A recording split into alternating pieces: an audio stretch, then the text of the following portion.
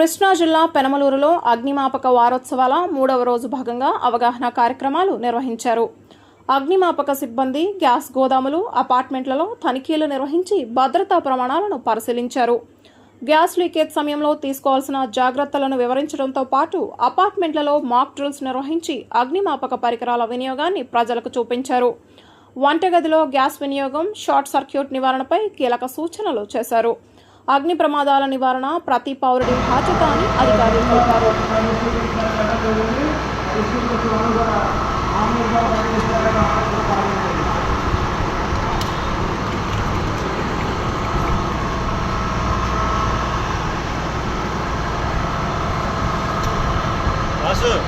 Tyre కింద మళ్ళీ tyre కింద ఆల్రెడీ ఇంట్లో వెళ్ళిపోయినట్టు అడ్వాంటేజ్ ఉన్నారు.